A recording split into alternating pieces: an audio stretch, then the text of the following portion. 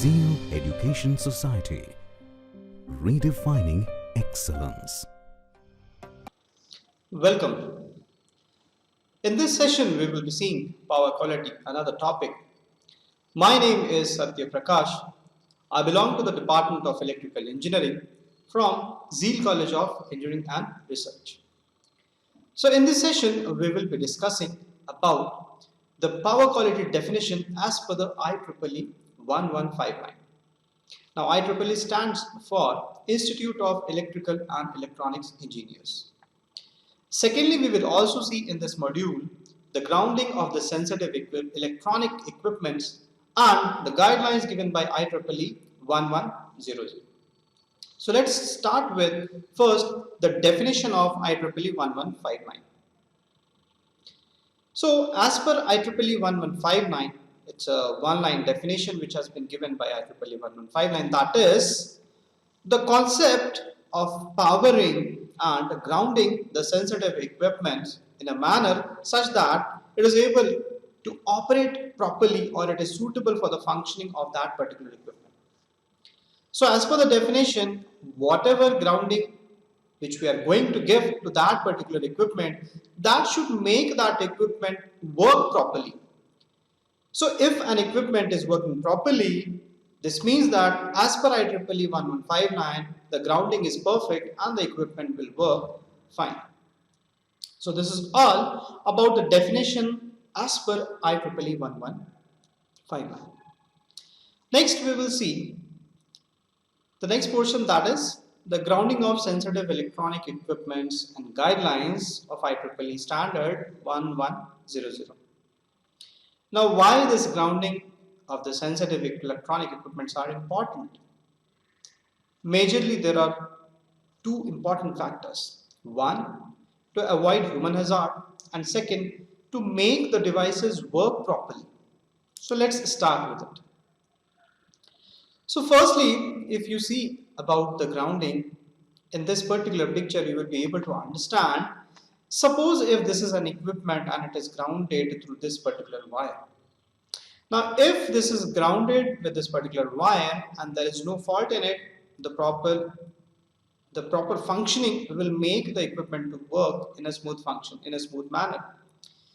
Whereas if this particular grounding is not properly done, which means there will be some availability of voltage or availability of potential difference on this particular frame, because of which if I touch this frame, which means if any human touch this frame, he can feel the shock, because now the path will be through this outer body of the equipment towards the human body and down to the ground, which means a shock will be there. So this is how the grounding of an equipment is important, and if the grounding is not proper, the shock might occur to the human being.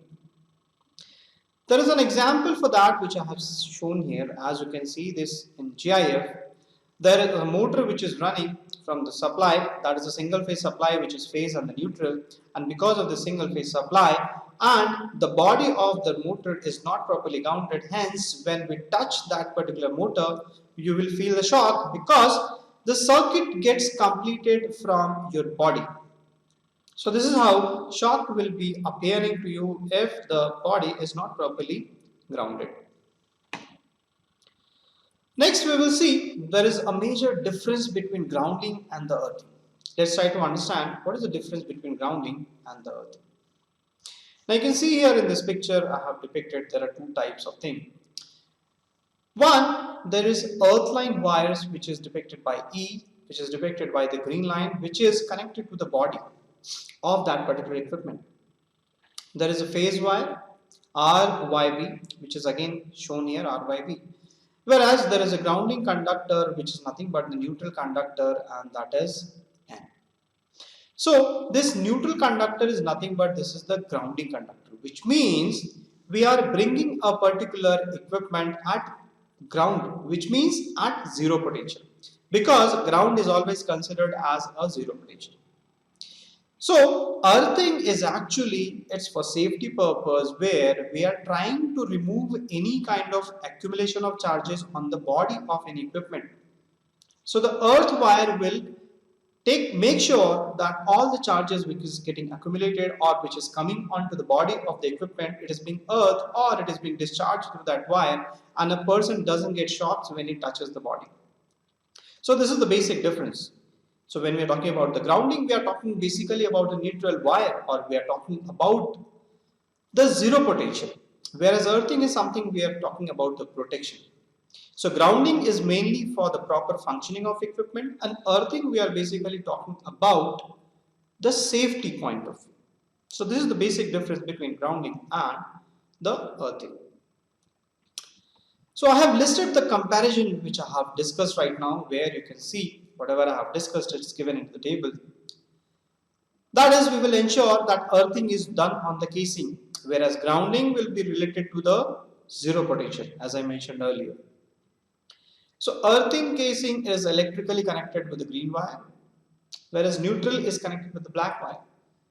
So that's the basic difference between the earthing and the grounding. And yes, the important conclusion is the grounding conductor can or cannot be the earthing conductor, which means the grounding conductor, if you wish, can also be used as a earthing conductor, but vice versa is not possible.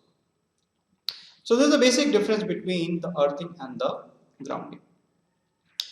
Next we will see why we are doing this. What are the objectives of doing grounding? Is it really useful? Let's see. First and the foremost thing, grounding will also ensure safety along with earthing. Earthing also ensures safety. So similarly, grounding will also ensure safety because it will connect straight away to the zero potential. This will prevent you from high touch voltages, where you could be provided safety from the high touch voltages because of the presence of grounding wire.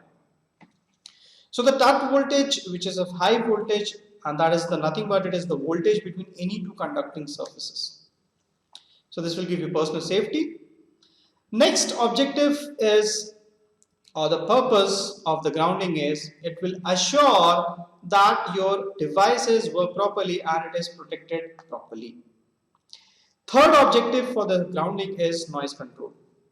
Any kind of unwanted signal which is coming to the equipment, that will be flown to the ground through the grounding wire.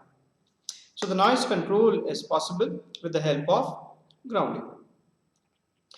Again, partial discharge will also be taken care of, and it is a part of noise because partial discharge is the discharge which we don't want to happen and which is happening across the equipment.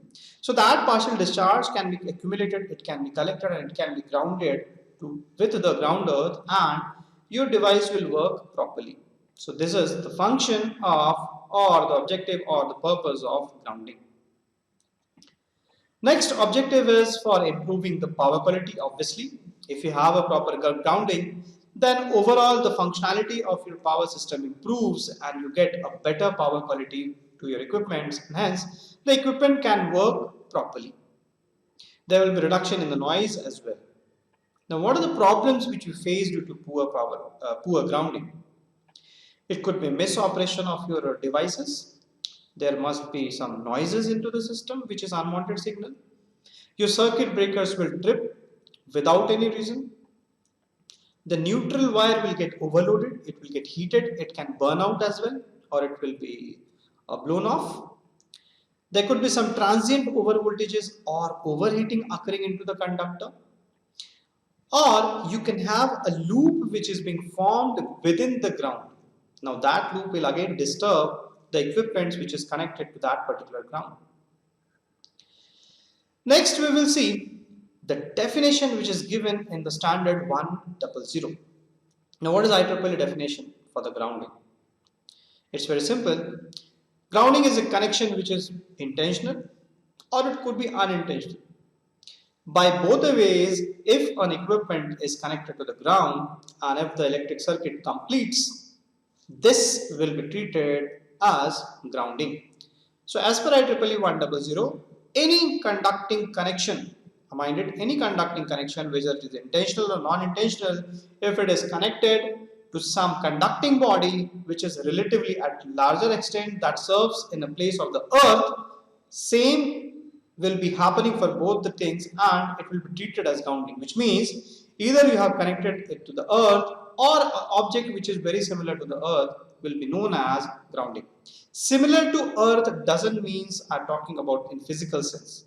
I'm talking about in electrical sense, which means providing a zero potential, which is always in comparison to the equipment which we are using. So this is the IEEE definition as per standard 100. Next, we will see how you can do the effective grounding path. These are all based on the IEEE standards 100, which they have mentioned. So this all matter which we are discussing is based on IEEE standard. Now, firstly, whatever grounding you are doing, it should be permanent and it should be continuous. There should be no breakage into the grounding. Otherwise, your grounding will fail and ultimately your system will fail or the equipment connected to the ground earth will fail. Next, you should have a capacity to conduct safely and fault current, which means suppose there is a fault current of let's say 100 amperes. Now, your grounding structure should be such that it should be able to withstand that 100 amperes of current. So, the capacity of the current must be in such a fashion that any kind of heavy current which is occurring across that equipment can be grounded through that wire. The path which you are providing or the grounding path which is available, it should have a very low impedance. Why? Because low impedance will immediately give a path to the current, and it's a well-known fact that current will always follow a low impedance path. Next, we will not have the earth as a sole equipment that is ground conductor, which means we will not take only one ground. We will have multiple grounding so that if any case one fails, second will be there as a redundant grounding path.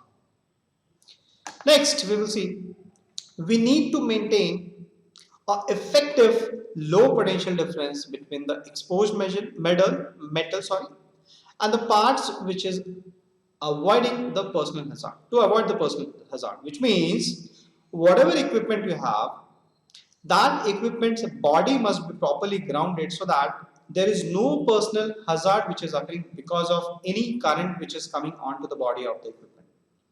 So these are the conditions, or these are few of the things which could be taken care while devising or designing a grounding structure or implementing a grounding. So if you want to have an effective grounding, these are some of the listed things which we need to follow.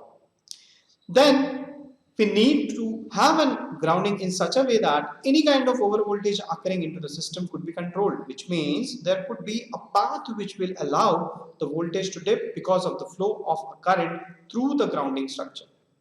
So this is how effective grounding could be done. Next, there are many types of grounding of which I will be explaining a few. For example, there is a single point grounding which normally we don't suggest. What is single point grounding? It's simple. Suppose I have an equipment A, B and C. Now all these three equipments will definitely need grounding. These are all electronic or electrical equipments. So it has to be grounded. Now what I will do is, I will take a single wire and I will connect all these three equipments through one single wire, and that single wire will be connected to the ground. Now that ground system could be a cold water pipe, or it could be a building steel, or it could be a ground wire system. It could be anything. But the thing is, all the equipments are connected to a single point, that is a single grounding structure. So this is one type of single grounding structure. Now second type is multi-point. Now what is multi-point? Multi-point grounding structure is simple.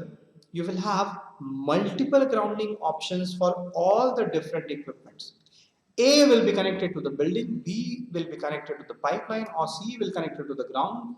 So you will have a different structure where you can have equipment connected all together to different groundings available to you. Now this is a more wanted type of system or more practical type of system. Why? Because it will provide more safety. As one grounding system fails, second or third could be used, or second or third could be a redundant type of ground system which could be taken care. So these all types of systems or the strategies or the objectives, these are all mentioned in the IEEE 100 or 1100 guidelines. So these are all things which we have to follow while making grounding through IEEE standards. So thank you very much. I hope you would have understood the grounding problems of power quality and how to do it. We will see and we will meet in the next session with the next part of power quality. Thank you very much. Zeal Education Society, redefining excellence.